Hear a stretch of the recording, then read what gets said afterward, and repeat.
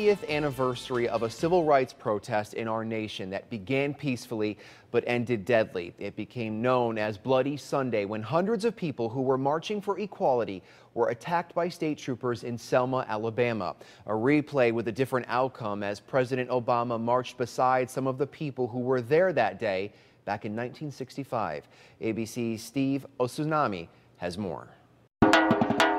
This is the night they just had to be in Selma. The thousands of families from across the country who came here on buses and crowded the streets. I thought it was the most wonderful day of our history. Worth the trip alone, they say, just to witness the nation's first black president and his family joining the march across this bridge, still named after a Confederate general. What could be more American than what happened in this place? Our march is not yet finished, but we're getting closer.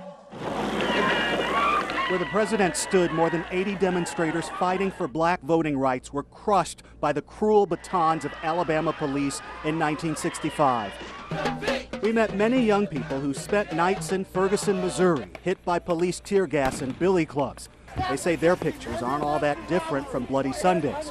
This is not a celebration of history, but of what is going on right now in Ferguson and all around the country. Congressman John Lewis, who thought he would die on this bridge, paid tribute to their protest. Never give up, never give in, but to keep the faith and keep pushing and keep pulling.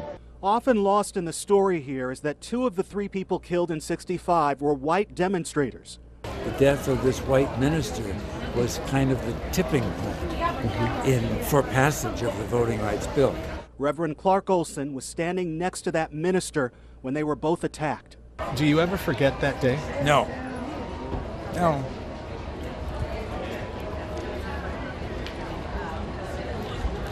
Still hits you.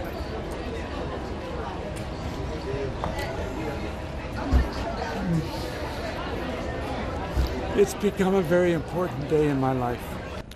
We heard this over and over again, the power of speaking up and having your voice heard. Over the next few weeks, they'll march from here to Montgomery, another nod to history. Steve Osunami, ABC News, Selma.